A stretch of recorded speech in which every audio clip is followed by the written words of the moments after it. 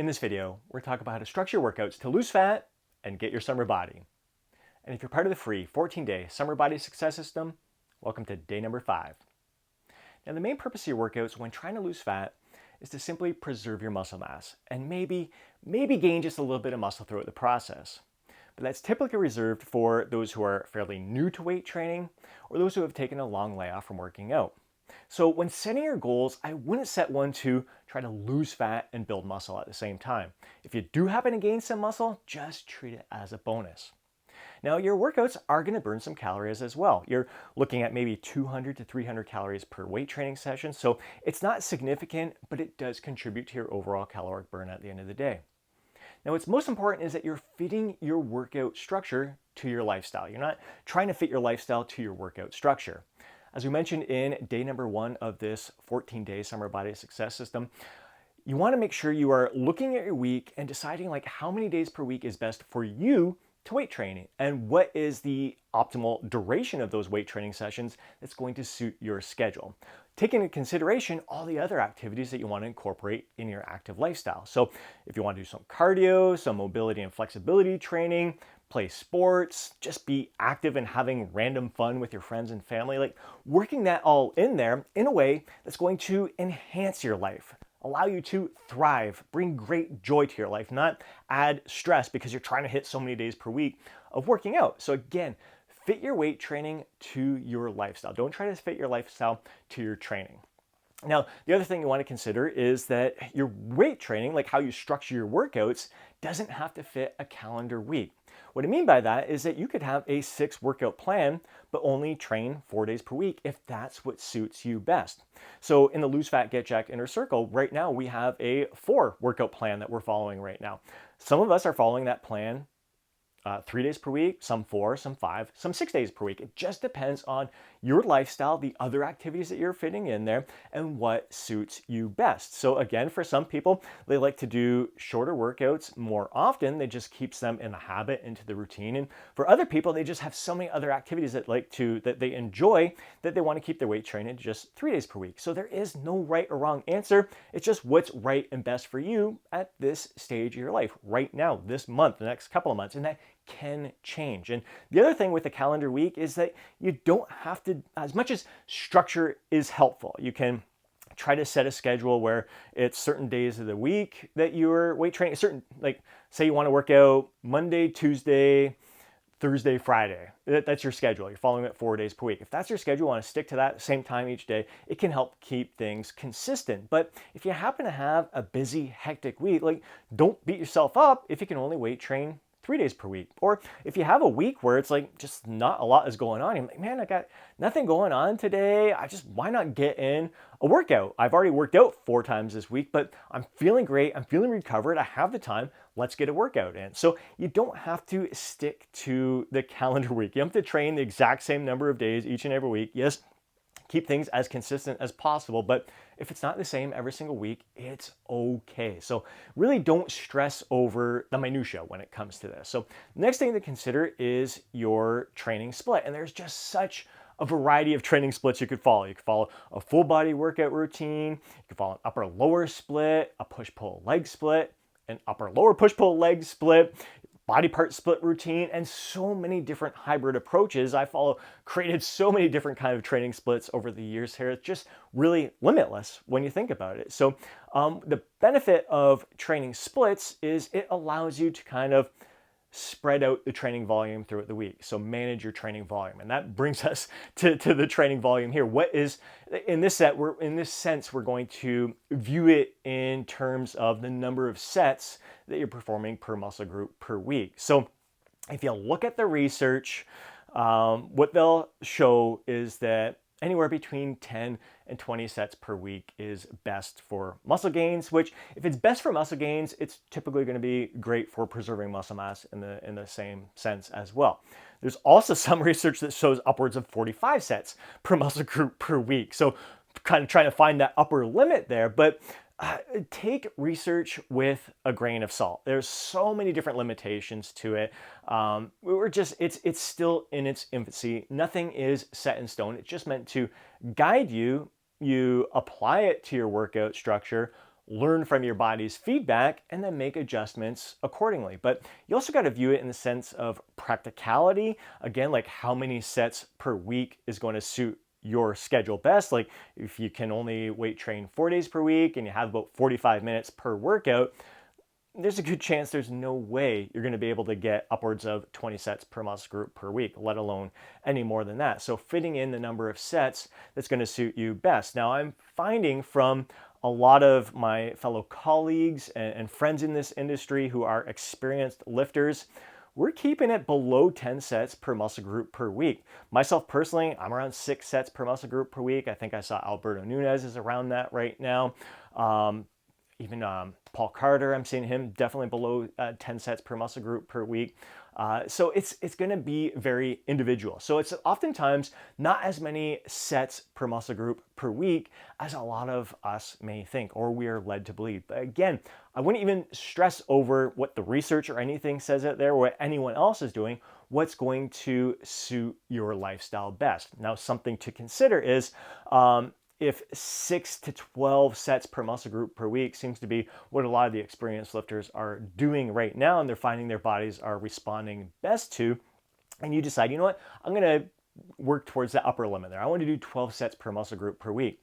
You're not going to want to do all 12 sets in a single workout. So what the research, again, take it all with a grain of salt, reveals is that you're looking at what's optimal is between 4 and 8 sets per muscle group in a single workout for a single body part there. And 6 seems to be kind of the sweet spot there.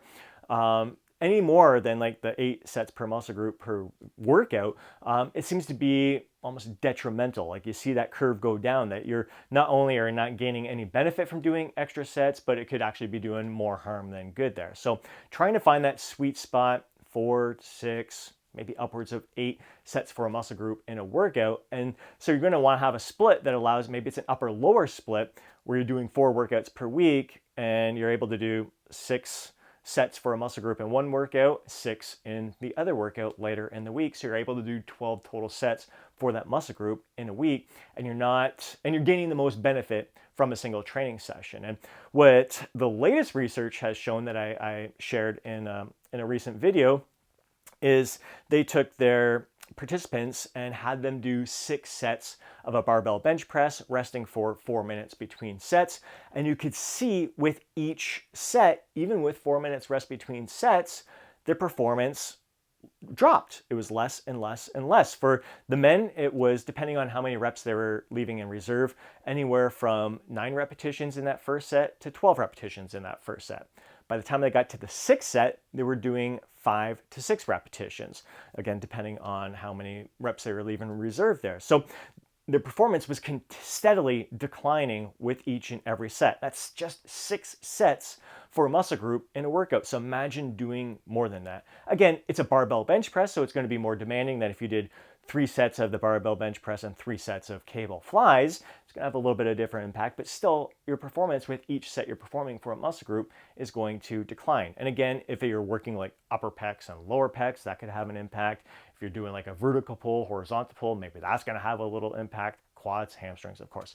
All these things are going to have an impact, but something to consider when designing your weight training. So again, no more, I recommend like definitely no more than 8 sets for a muscle group in a workout. Okay, I say like 9 max. But really, you're going to probably find that 6 is going to be your sweet spot for the most part. And it may be up to twice a week when it comes to that. So that is your training volume, number of sets that you're performing per week. And so some people will say, well, I want to do 20 sets for a muscle group in a week, but I can only work out for 45 minutes of training session 4 times per week. So what they're going to do is like cut the rest periods down to like 30 to 60 seconds so they can get more and more sets. And that's going to have a detrimental impact as well. What the research, again, take it all with a grain of salt, shows is that you want to rest for a minimum of 2 minutes between sets. Or basically what you want to do is rest as long as it takes for you to fully recover between sets. As I just shared, like 6 sets of the barbell bench press, they were resting for 4 minutes between sets, and the performance was declining with each of those. Now imagine if you were only resting for 2 minutes or 90 seconds or 60 seconds between sets, you're going to see a steep drop in your performance there. So you want to rest for as long as it takes to fully recover between sets that you're performing there. So again, take that into consideration with the number of sets you're going to perform during a workout, the rest that you're going to need to take between sets in order to get it. So if it means you can only get 4 sets for a muscle group, 3 sets for a muscle group in a workout in order to get that amount of rest in there, awesome. That's fantastic. That's great. Roll with what's going to serve you best right now with your schedule and how your body's going to respond well. And recovery is the other thing. Not only just the duration that's going to suit you best, but how your body's going to recover throughout this process here. So the next thing to consider is the rep range. And according to the research, like all rep ranges are equally as effective at building muscle and preserving muscle. As they're all equally beneficial. So the things to consider with the different rep ranges is like maybe some exercises you prefer to do higher rep ranges just because it's easier on your joints. It's not as demanding. It doesn't beat your body down more in that moment, but you got to consider the fatigue factor that comes from high rep training and the recovery factor that comes from high rep training. I find that I experience a lot more muscle soreness, especially delayed onset muscle soreness when I'm performing higher repetitions. So that's something to consider. Also, if you are training in the higher rep range, you really need to make sure that you are training really, really close or to that point of true momentary muscular failure. And I find it's even more difficult to gauge where that true momentary muscular failure is when you're training with higher repetitions, because oftentimes you're stopping a set because the burning sensation is just too much to handle. Your muscles could keep going, they got more in them, but the burning is overwhelming for you. It just is too much for your mind to overcome, so you stop. Or maybe you're just winded, you're just gassed, and you're like, I'm gonna stop this set here. Even though your muscles could do more, your mind and your oxygen is just not allowing it. Whereas if you perform lower repetitions, I'd say anywhere from like 4 to 8 repetitions, 4 to 10 repetitions, it's going to be a lot easier for you to know, like, I'm damn close to or at the point of true momentary muscular failure here. And you may not be experiencing the same kind of accumulative fatigue as you do with the higher rep sets, but again, it can be demanding on your body in a different way, depending on the exercises there. Like heavy weights, heavy loads can take a toll on your joints at times. So lots of things to consider here. They all work, and it doesn't mean that every single exercise you perform needs to be like 4 to 10 repetitions or 12 to 15 repetitions. You could get a variety of rep ranges in there, or at least do the rep ranges that are going to be appropriate or best for you, depending on the exercise that you're performing. So again, no right or wrong answer here. Do what's going to suit you best in these moments. And as I spoke about failure there briefly, my more and more research coming out here. Again, pendulum's probably going to swing back and forth over time. It used to be leaving reps in reserve was better for muscle gains or preserving muscle mass there. So a lot of people are like leaving 3-4 reps in reserve all the time, avoiding failure at all costs. And then research came out recently, was showing like you want to train as close to failure as possible. It's the effective reps, those last 5 reps of a set, like talking true momentary muscular failure, that's going to be most effective. And right now, like this recent research that is sharing with the 6 sets of the barbell bench press, 0 to 2 reps in reserve seems to be a good sweet spot. And it doesn't mean that you have to be the same for every single set. The first set you perform could be 2 reps in reserve. Second set could be 1 rep in reserve. And then you take a last set, best set approach where you train to the point of true momentary muscular failure there. So when it comes to training the failure, know yourself, know how well you recover. And again, if you're performing less sets per muscle group in a workout or per week, you want to train as close to failure as possible. If you're doing more sets per muscle group in a workout or per week, you can leave a few more reps in reserve there, a couple more reps in reserve there, just to make sure you're able to, again, recover between sets there. When it comes to tempo, you just want to have good controlled form. I'm not counting like 1, 2, 3, 4, up. 1, 2, 3, 4, up, and then trying to count the reps that I'm performing as well. No, I just lower it in a nice controlled fashion. Anywhere from 2 to 4 seconds is typically where it ends up. And again, it doesn't have to be the same every single set. Sometimes I'll do like a nice 4-second slow eccentric on the first set, and then the last set I'll speed it up a little bit and do 2 seconds on the negative. So no right or wrong answer here. Once again, and when it comes to advanced training techniques, use them sparingly. So things like drop sets, rest pause sets, mechanical advantage supersets. Don't feel like you have to do them every single training plan that you design for yourself. Definitely don't throw the kitchen sink like I used to do. We're talking like 12, 15 years ago. In a workout plan, let's say for chest, I do like the first exercise, barbell bench press, rest pause. Second exercise, dumbbell bench press, 8 sets of 8. Third set, cable flies, drop set. Like you don't have to like do all these different advanced training techniques in order to like shock your muscles or challenge them in different ways. I, for the most part, use straight sets and sparingly will throw in some drop sets from time to time. Not every workout plan. So this month it might be no advanced training techniques. Next month I might pick one exercise for a muscle group and do drop sets.